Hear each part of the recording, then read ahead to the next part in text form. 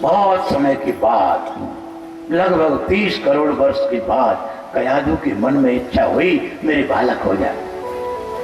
तुरंत प्रहलाद जी प्रकट हो गए। प्रहलाद जी जैसे ही प्रकट हुए, प्रहलाद के अंदर बड़ा सुंदर नारद के संस्कार पड़े हुए थे। धीरे धीरे बड़े होने लग गए। 5 साल की उम्र हुई, तुरंत ही हिरण्यकशिपु ने प्रहलाद को गुरुकुल में भेजा है। ध्यान देना, गुरुकुल में बालकों को पढ़ाना, बालकों को गुणवान बनाना। गुरुकुल में पढ़ने लग गए प्रहलाद। जो गुरु पढ़ावे तुरंत याद करके सुना, वापस आए। एक दिन सिंहासन पर बैठा हिरण्यकशिपु सामने साष्टांग प्रणाम किया प्रहलाद जी ने और हृदय से लगा लिया। गोद में बिठाल के मस्तक सूंघा और हाथ फेरता हुआ मस्तक पर प्रहलाद जी के पर और पूछने लग गया, बोले बेटा, बोले पप्रच्छ पंडिताम वत्स मनते साधु यद भवान। तुमने गुरुकुल में जो श्रेष्ठ बात पढ़ी है वो हमको सुनाओ। अच्छी बात क्या लगी तुमको तुम्हारी पढ़ाई में?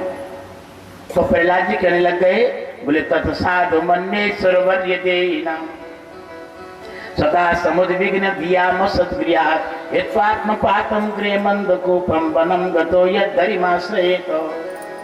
महाराज, ये सबसे बड़ी महत्वपूर्ण बात हमने सीखी है कि घर गृहस्थी में पड़ा हुआ जीवात्मा अंधेरे कुएं से निकल करके एकांत प्रदेश में चला जाए और भगवान नारायण के चरणों की शरण ले ले, उन्हीं की भक्ति करे, इससे बढ़ के अच्छी कोई बात है ही नहीं। प्रहलाद की बात सुनकर के, दुश्मन शत्रु विष्णु पक्ष की बात सुनकर के हिरण्यकशिपु बड़ी ठहाका मार के हंसा और हंस के कहने लग गया गुरुओं से, विष्णु पक्षई प्रतिच्छन्नई न विद्येता धीर्यता। लगता है कोई विष्णु पक्ष का कोई आदमी तुम्हारी पाठशाला में आता है और इस बालक की बुद्धि में भेद डाल दिया उसने, उल्टी पट्टी पढ़ा के। सावधान, अब कोई विष्णु पक्ष का कोई आदमी तुम्हारी पाठशाला में न जावे, ऐसी उल्टी शिक्षा न दे। ले आए सेनामत, पढ़ाने लग गए। एक दिन अकेले में प्रहलाद जी को बुलाया है गुरुओं ने और कहने लग गए, गुरु बोले बेटा ये बताओ, बोले तुम्हारे अंदर ये बात तुमने जो बाप से कही ये हमने तो कभी पढ़ाई नहीं, और फिर तुमने इस तरह की बात अपने पिता से क्यों कही? झूठ मत बोलना, तुम्हारी बुद्धि में ये भ्रम कैसे पैदा हो गया? तो प्रहलाद जी कहने लग गए अपने गुरुओं से, बोले स्वपरश्चेत सद्गृहाः पुंसाम जन्माया कृतो विमोहित धियाम दृष्टस् तस्मै भगवते नमः। बोले हमारे अंदर जो बुद्धि में इस तरह की बात आई ये परमात्मा की कृपा से, बोले चक्र प्राणी यदृक्षया। हमारी बुद्धि में इस तरह का जो भ्रम है ये भगवान की प्रेरणा से, भगवान की कृपा से ये हुआ है। संसार के समस्त जड़ चेतन प्राणियों में जो अपने पराये का भेद डाल दिया जिसने, कि अपना है ये पराया है, ऐसी परमात्मा की अघटित पटनी वैसी परम बलवती जो माया है, और उन्हीं परमात्मा की इच्छा से ये बात मेरे अंदर आई है। देखो, चुंबक 3 तरह की होती है। एक चुंबक होती है आकर्षक, एक चुंबक होती है भ्रामक और एक चुंबक होती है प्रक्षेपक। आज प्रहलाद जी कहते हैं जैसे भ्रामक चुंबक के सानिध्य में लोहे के टुकड़ा पहुंचने पर लोहा चक्कर काटने लगता है, ऐसे ही परमात्मा की कृपा से मेरी बुद्धि भगवान का ही निरंतर गुणगान करती है, भगवान का ही चिंतन करती है। ये प्रक्षेपक जो चुंबक है, लोहा उस पर रखो तुरंत फेंक दे, आकर्षक चुंबक अपने से चिपका लेगी, किंतु भ्रामक चुंबक का उदाहरण देते हमारा। अब तो सिन्हा पढ़ाने लग गए, पढ़ने लग गए। अब की बार दोबारा हिरण्यकशिपु के पास गए, जैसे ही प्रहलाद की साष्टांग प्रणाम करते हैं, गोद में बिठाला, तुरंत ही पूछा, बोले बेटा क्या पढ़ा है? अब की बार प्रहलाद जी कहने लग गए, बोले महाराज हमसे पूछते हो? बोले हाँ। बोले श्रवणम कीर्तनम विष्णु स्मरणम पाद सेवनम अर्चनम वंदनम दास्यम सख्यमात्म निवेदनम। बोले हमको तो सबसे अच्छी बात पढ़ाई में ये लगी कि भगवान विष्णु की नवधा भक्ति करना चाहिए, भगवान का स्मरण करे, श्रवण करे, पहले भगवान की लीलाओं का श्रवण करे। ध्यान देना, श्रवण, एक बात हम बार बार कहते रहते हैं, आपके हृदय में आत्मा जो है वो परमात्मा का रूप है कि नहीं? तुलसीदास जी ने रामायण में लिखा, अस प्रभु अक्षत हृदय अविकारी और सकल जीव जगदीन दुखारी। तुम्हारा जो आत्मा है इसका लक्षण क्या है? तुलसीदास जी ने रामायण में लिखा, ईश्वर अंश जीव अविनाशी और चेतन अमल सहज सुख राशि। सहज सुख राशि ये तुम्हारी आत्मा का लक्षण है, और चेतन ये भी तुम्हारी आत्मा का लक्षण है, और अमल, अमल माने विशुद्ध निर्मल, ये भी तुम्हारी आत्मा का लक्षण है। चेतन होते हुए, निर्मल होते हुए, सहज सुख राशि आत्मा के रहते रहते तुम्हारे हृदय में ही तो निवास करती है वो आत्मा, वो परमात्मा का रूप है। किंतु तुम्हारे हृदय में आत्मा सुख सिंधु निवास कर रही है, और फिर भी संसार के सारे जीव दीन हैं और दुखी हैं। बताओ, प्रकाश हो और अंधकार का दुख भोगो, बोलो, ज्ञान हो और अज्ञान का दुख भोगो। सत्य चित्त और आनंद स्वरूप तुम्हारी आत्मा रूपी परमात्मा तुम्हारी हृदय में विराजे हैं, और संसार के जीव सब दुखी है। क्यों दुखी है? इसीलिए दुखी है क्यों परमात्मा प्रकट नहीं है, अप्रकट है। अप्रकट होने के कारण तुम दुखी हो। चैतन्य आत्मा के द्वारा ही सर्व शरीर का संचालन है, किंतु प्रकट नहीं है। अप्रकट परमात्मा किसी का भी विरोधी नहीं होता, ध्यान देना, प्रकट ही विरोधी होता है। प्रकट वस्तु ही एक दूसरे का विरोधी होता है, दिन रात का विरोधी है, सुख दुख का विरोधी है, गरीबी अमीरी का विरोधी है। ये विरोधी, ये सापेक्ष है, किंतु अप्रकट किसी का विरोधी नहीं होता है। इसको जब तक प्रकट नहीं करेंगे तब तक हमारा दैन्य और दुख और दारिद्र्य दूर नहीं हो सकता। जैसे एक व्यक्ति घनघोर अंधकार में पैंट की जेब में माचिस रखे है और अंधेरे के कारण भयभीत हो रहा है, सांप का भय लग रहा है, भूत प्रेतों का भय लग रहा है, एक एक कदम रखने में बड़ा डर लग रहा है, घनघोर अंधकार है, किंतु जेब में टार्च रखे है, माचिस रखे है। यद्यपि प्रकाश का साधन होते हुए भी उसको अंधकार डरा रहा है। जब तक वो प्रकाश प्रकट न कर ले। तुम्हारे पास भी अप्रकट है सतचित और आनंद स्वरूप चैतन्य आत्मा। अगर वो जेब में से निकाल करके घनघोर अंधकार में टार्च की बटन दबावे और तुरंत प्रकाश हो जाएगा, अंधकार का तो एक झटके में दूर हो जाएगा। तुम भी अप्रकट परमात्मा को प्रकट करो। वो कैसे करोगे? गोस्वामी जी ने युक्ति बताई। क्या युक्ति बताई? बोले, नाम निरूपण नाम जतन ते, वो सोई प्रकटत जिमि मोल रतन ते। परमात्मा के नाम का निरूपण श्रवणम, यही तो छांदोग्य उपनिषद कह रहा है। श्रोतव्य श्रोतव्य मंतव्य निधिध्यासितव्यश्च। नाम निरूपण नाम जतन थे। नाम के निरूपण अर्थात नाम की महिमा को श्रवण। जब नाम की महिमा सुनी जाएगी उसके बाद फिर क्या होगा? फिर उसकी नाम में निष्ठा जागृत हो जाएगी, और निष्ठा जागृत हो जाएगी फिर जतन पूर्वक नाम को लेना पड़ेगा। जतन पूर्वक, ऐसे नहीं। और जब जतन पूर्वक नाम लिया जाएगा तो इस तरह से अप्रकट परमात्मा प्रकट हो जाएगा, जैसे एक बेशकीमती हीरा एक घास खोदने वाले को मिल जाए, वो हीरा की कीमत नहीं जानता है। जब वो हीरा जौहरी के पास जाता है तुरंत ही 10 लाख की कीमत आंक देता है जौहरी।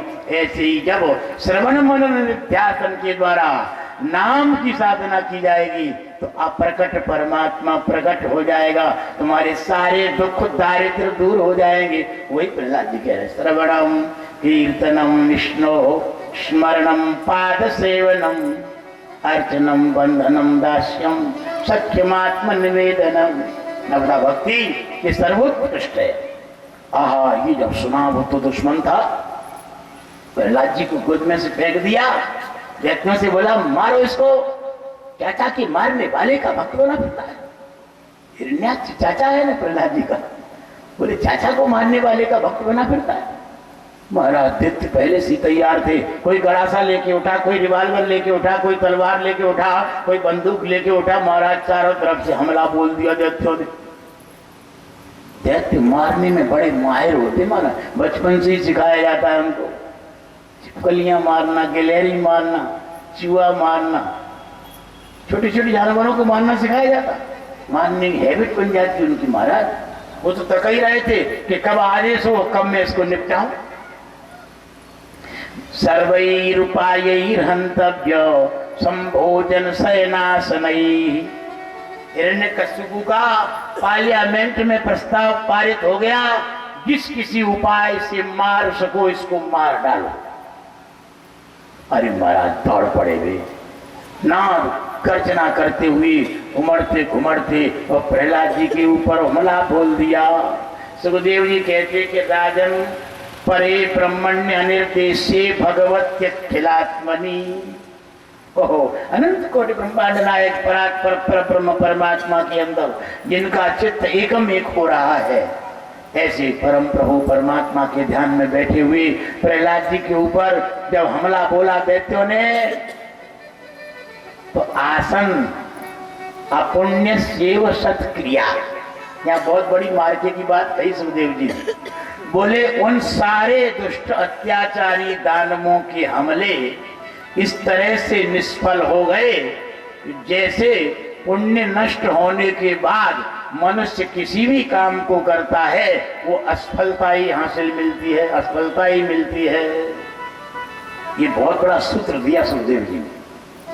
अपुण्य सेव सत्क्रिया,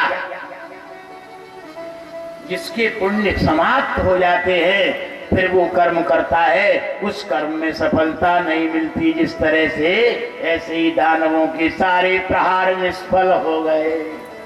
उल्टी उन्हीं को चोट लगी, यहाँ तक कि पहाड़ से गिरवाया, बर्फ में दबाया, समुद्र में डुबाया, हाथियों से कुचलवाया, महाराज मूठ छुड़वाई, अभिचार प्रयोग किए गए, अग्नि में जलवाया, जहर खिलवाया, क्या क्या नहीं किया। पर प्रहलाद जी का बालवा का नहीं हुआ। जाको राखे साइया मार सके नहीं कोई, और बालन बांको कर सके जो जग बैरी होय। ध्यान देना, हमको भरोसा नहीं हमारे प्रभु पर, इसलिए तो हम मरने वालों का सहारा लेते फिर रहे हैं। कितनी बड़ी मूर्खता है महाराज।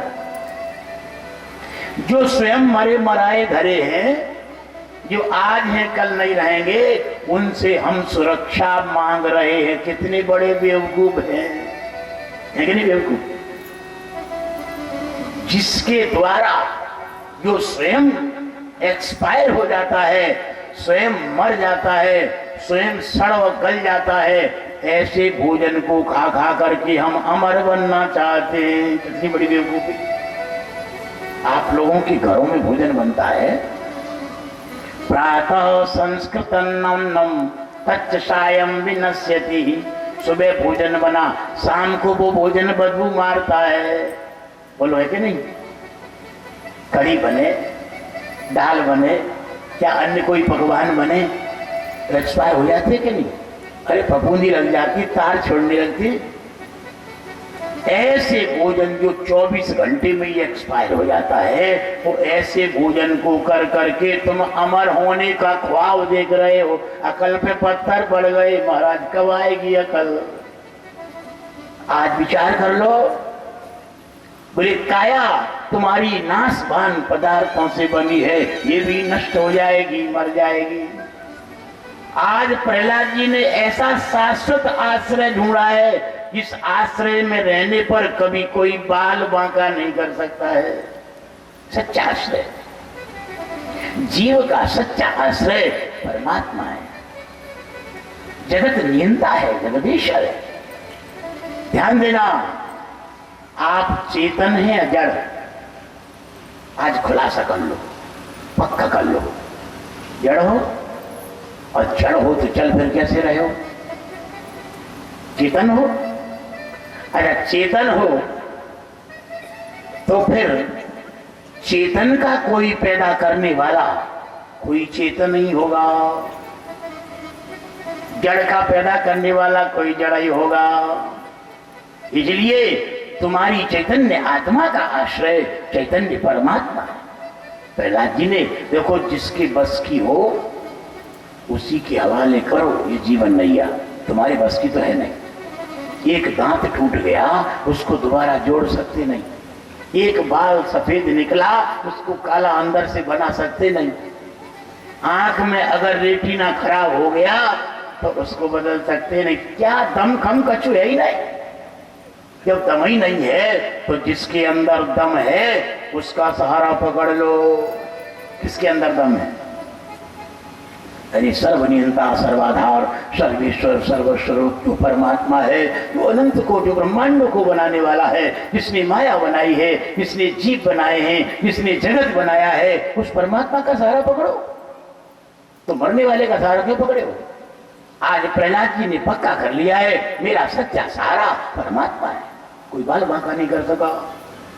और तो बड़ी चिंता होगी हिरण्यकशिपु को कि मरा नहीं, ठंडा मर खाए।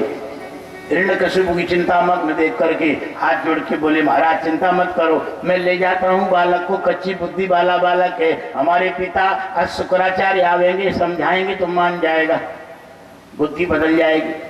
एक मौका और दे दिया है। जैसे ही गुरु लाए पाठशाला में, अब तो प्रहलाद जी ने मर्यादा भी ताक में रख दी। ऐसे गुरु किस कर्म के जो संसार में फंसावे।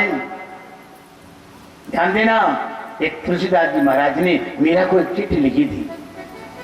मीरा भ्रम में पड़ रही थी, क्या है मैं पति को छोड़ूंगा न छोड़ूं, और लोग कहते हैं पति छोड़ने से मेरा जाना पड़ेगा, मैं साधुओं के संग जाती हूँ, भजन करती हूँ, वृंदावन रहना चाहती हूँ।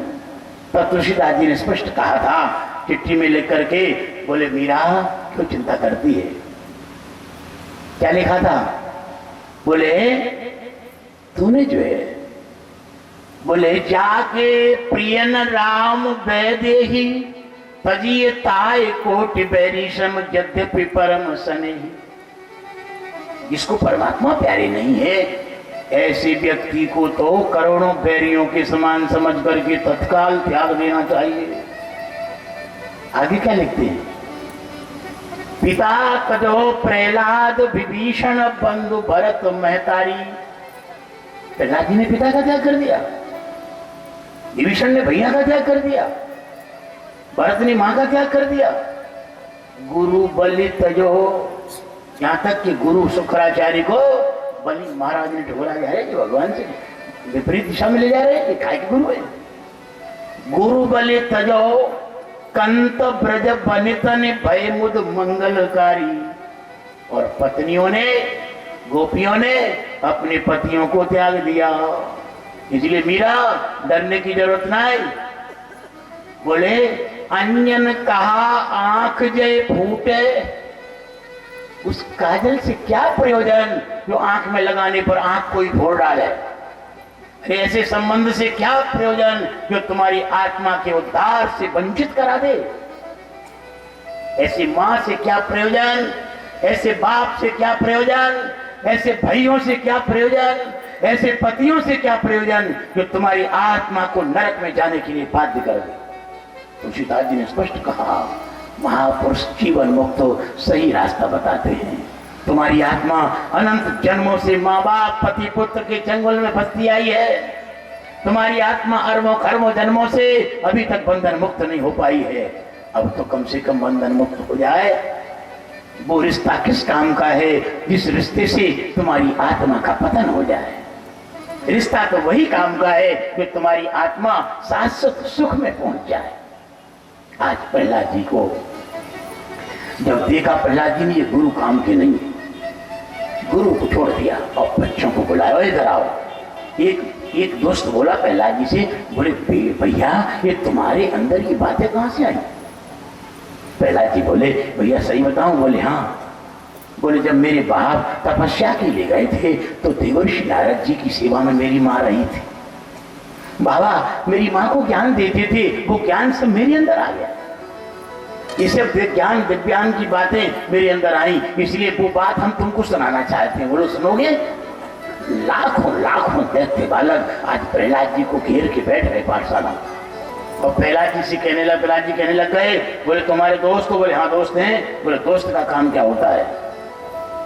बोले संकट से बचावे, तुमको आगे कराल काल का जो संकट आ रहा है, मौत का जो संकट आ रहा है, हमारी बात सुनो, तुम छुटकारा पा जाओगे। भैया बताओ, मौत से तो हमको भी डर लग रहा है। तो प्रहलाद जी कहने लग गए, जो कभी मरता नहीं है उसकी शरण में चले जाओ। कौमार आचरित प्राज्ञो धर्मान भागवतान्यो।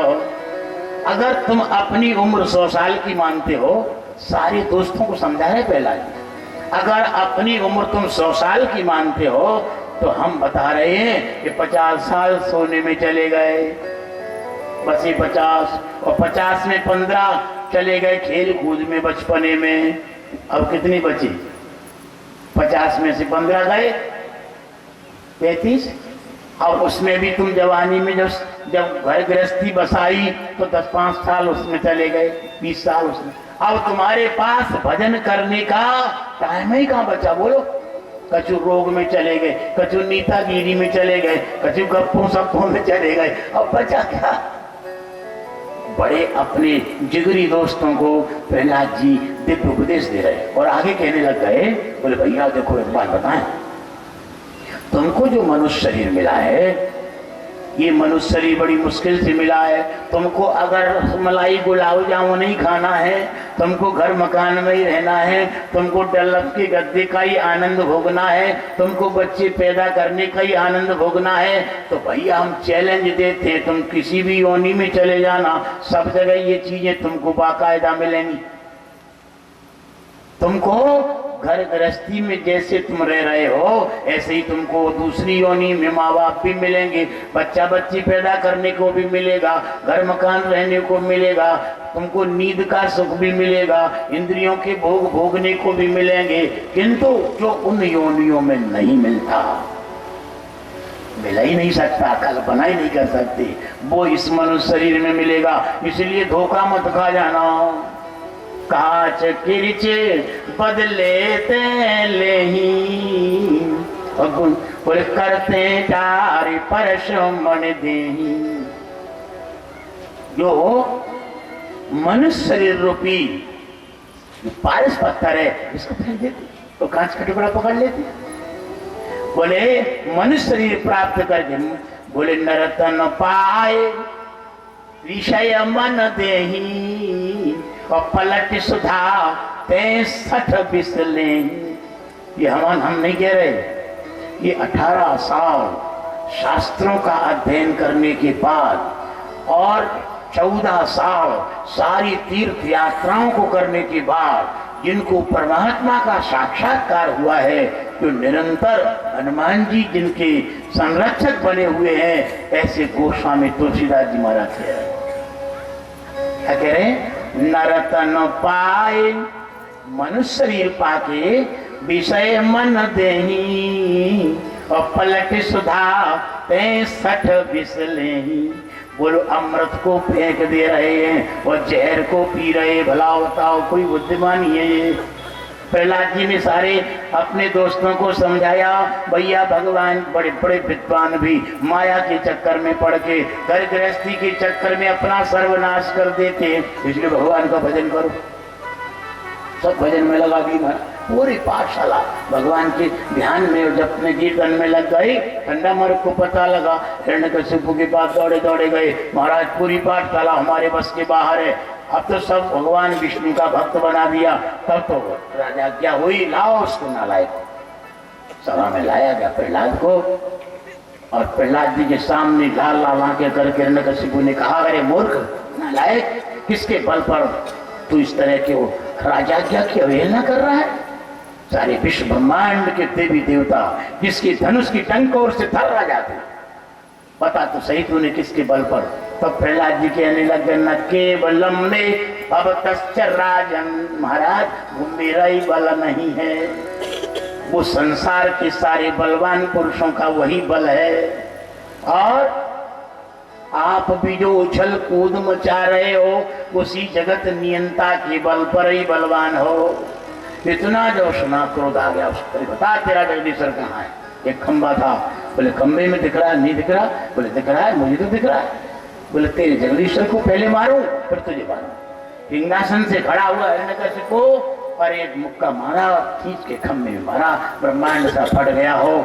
सत्यम विधातुम निज भृत्यवत्सलाम, अपने भक्त वत्सल भगवान ने अपने भक्त की वाणी को सत्य करने के लिए आज खंबे के अंदर से भगवान नृसिंह का रूप प्रकट कर दिया। गड़गड़ाहट पूर्वक बोलिए नृसिंह भगवान की जय। हिरण्यकशिपु समझ गया ये मायावी विष्णु आ गया। भगवान ने भयंकर आकाश में उछला, मायावी था, तलवार चलाने लग गया। महाराज भगवान ने जूड़ा पकड़ा और पटक दिया। जब तो अब की बार धीरे से पकड़ा था, खिसक गया हाथ से। भगवान ने दोबारा पैतरा बदल के उसको पकड़ा और टास गर्जना की, जीव लपलपा रही थी, कान खड़े थे, ऐसा लग रहा था सारे ब्रह्मांड को चट कर जाएंगे। 1,00,000 योजन की काया भगवान ने समझ लिए। महाराज हिरण्यकशिपु की आभा कांति भगवान नृसिंह के सामने ऐसा प्रतीत हो रही है कि सूर्य के बिंब में जुगनू, सूर्य का बिंब कितना प्रकाशमय, उसमें जुगनू की क्या हस्ती होती है, ऐसे भगवान नृसिंह के सामने आज हिरण्यकशिपु जुगनी को समान प्रतीत हो रहा है। हाथ से खिसक गया, देवता हाहाकार करने लग गए, हाय विश्व विजयी अब न मालूम क्या करेगा। इतने में भगवान ने अट्टहास किया। अब की बार हिरण्यकशिपु को ऐसा पकड़ा जैसा बिल्ली चूहे को पकड़ लेती है, गरुड़ सांप को पकड़ लेते हैं, और पकड़ के तब तक सायंकाल की बेला आ गई। दरवाजे पर बैठ करके देहली के ऊपर सायंकाल की बेला में महाराज दोनों जांघों के ऊपर उसको लिटा लिया, विकराल नखों से उसकी पीठ को फाड़ के उसकी आंखें निकाल के गले में पहन ली।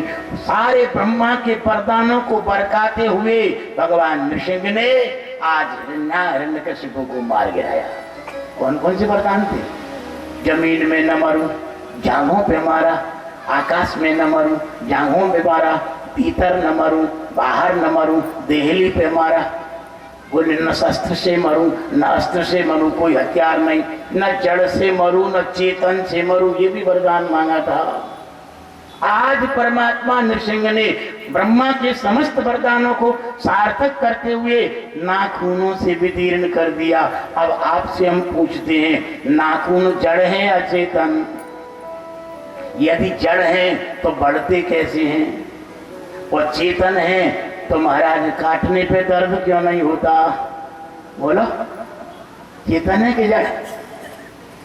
भगवान बड़े बड़े कमाल की बात करते हैं। आज ब्रह्मा के सारे वरदानों को बरकाते हुए और हिरण्यकशिपु का संहार कर देते हैं। देवता इन लोगों की क्रोध शांत नहीं हो रहा है। ब्रह्मा ने स्तुति की, शांत नहीं हुई। शंकर ने स्तुति की, क्रोध शांत नहीं हुआ। इंद्र ने स्तुति, क्रोध शांत नहीं हुआ। वरुण, कुबेर, यम, दिग्पाल, लोकपाल, ऋषि, मुनि, योगी, गंधर्व, यक्ष, किन्नर, चारण, सबने स्तुति भगवान की, क्रोध शांत नहीं हुआ।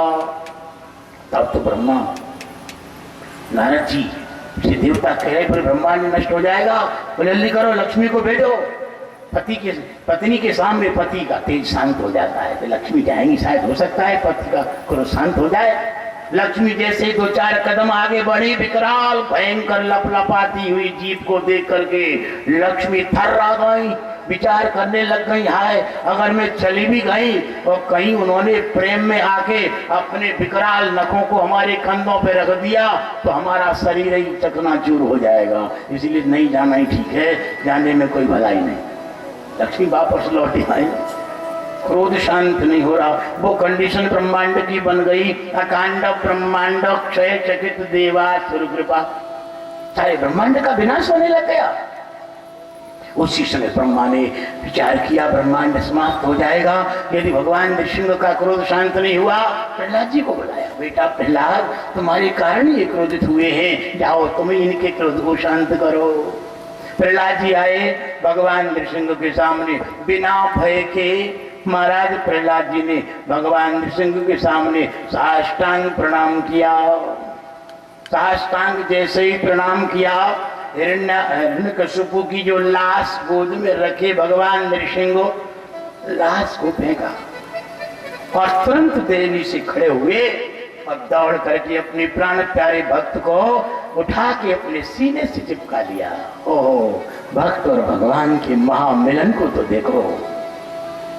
भगवान अपने भक्त प्रहलाद के मस्तक पर हाथ फेरते जा रहे हैं, लंबी लंबी सांसें लेते जा रहे हैं, आंखों से अश्रुपात हो रहा है। इतने आंसू निकले भगवान नृसिंह के कि प्रहलाद जी ने स्नान कर लिया और बार बार कह रहे बेटा क्षमा करना मुझे, तूने मेरी भक्ति में बड़ा कष्ट सहे, मेरे आने में विलंब हुआ, बेटा क्षमा करना। आज भगवान अपने प्राण प्यारे भक्त से क्षमा मांग रहे। प्रहलाद जी स्तुति करने लग गए, बोले महाराज प्रभु आपका जो स्वरूप है बड़ा विलक्षण मैंने आज देख लिया। क्या देखा? बोले ब्रह्मादय सुरगणा मुनयोत सिद्धा, बड़े बड़े ब्रह्मा जी देवता, बड़े बड़े जितने भी ऋषि मुनि, बड़े बड़े योगी तपस्वी आपको प्रसन्न नहीं कर सके। आप मुझ छोटे से बालक की प्रणाम करने मात्र से आप प्रसन्न हो गए, आपका क्रोध शांत हो गया। महाराज आज मैं समझ गया। भगवान बोले क्या समझ गए? जरा इन लोगों को भी तो पता लगे।